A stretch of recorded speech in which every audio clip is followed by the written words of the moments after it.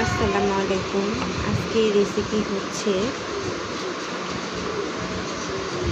বেশ রকমের মাছ দিয়ে আমি আজকে রান্না করব আলুর চচ্চড়ি। সেটাও দেখাবো। আমি এখানে আলু কেটে নিয়েছি, সব কিছুই এখানে দেওয়া আছে, কাঁচামরিচ, পেঁয়াজ, সব রকমের মশলা দিয়ে আমি প্রথমে মাখিয়ে নিব। মাখানো হয়ে গেলে দেখতেই তো পাচ্ছেন আপনারা যে আমি হাতে কীভাবে মাখিয়ে নিচ্ছি। এখানে ভালো করে মাখিয়ে নিতে হবে।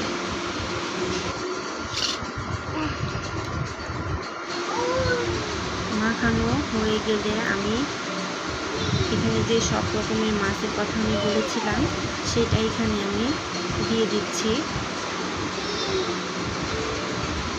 একটা বড় সাইজের মাছও আছে, সেটাও দিয়ে দিলাম। একটা মাছ আর রেখে কী হবে, তাই আমি এখানে দিয়ে দিলাম। এখানে অনেক ধরনের মাছ আছে, শিং মাছ, ট্যাংরা মাছ, রূপচাঁদা মাছ, আর এইটা কি যেন একটা মাছ, ওই মাছ হতে পারে। মাছগুলো সব আমি দিয়ে হাতে আবারও ভালো করে মেখে নিচ্ছি।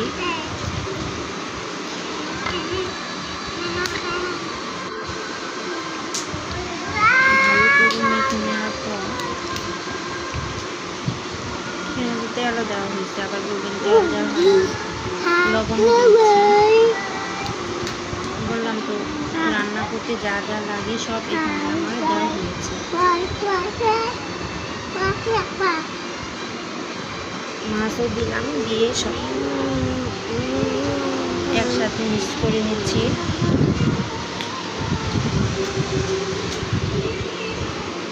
আমার মাখানো হয়ে গেছে।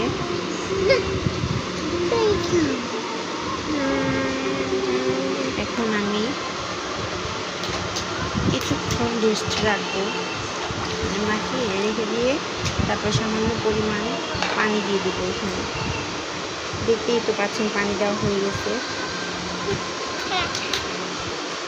মাছগুলো ভালো করে ডুবিয়ে দিচ্ছি যেন ভেসে। সবগুলো মাছ আমি ভালো করে সাথে পানির নিচে ডুবিয়ে দিচ্ছি যেন মাছগুলো সিদ্ধ হয়। আমার তরকারিটার জন্য আলুগুলো সিদ্ধ হয়ে যায়, তরকারিটা খেতে ভালো লাগে। যেটা আমি ঝোল রাখবো না, পুরো করে তুলবো। আল্লাহ হাফেজ, আজকে পর্যন্ত।